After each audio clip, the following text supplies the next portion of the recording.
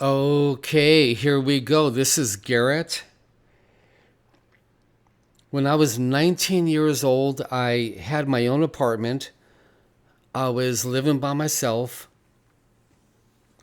And I used to watch the news every night at 11 o'clock. And even way back then, when I knew nothing about God, I knew absolutely nothing about his son Jesus, God was speaking to me that this news was evil. You see, they would talk about the shark attacks. They would talk about earthquakes. Let me turn my phone down. They would mention the hurricanes. They would talk about the serial killers. They would talk about how 3 dogs attacked a woman walking home from work and put her in the hospital. And it used to make me sick. And it still makes me sick today. And this is going to be a very short video. There are many, many, many reasons why the news are reporting on all of this evil on a nightly basis across the United States and the world. I only want to mention one of them, and that is to create fear. And I've meditated on this for a while.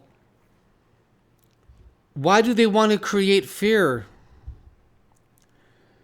Well, you might say the Satanists own the news channels.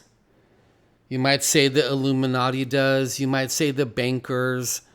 You might say the cabal. You might say, the deep state. And they're creating fear so that the demons can feed off of it.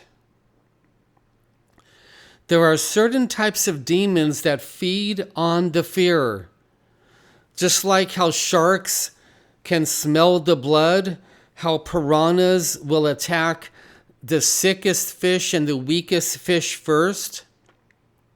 There are types of demons all over planet Earth, and if you have ears to hear, all over our galaxy that feed off of fear.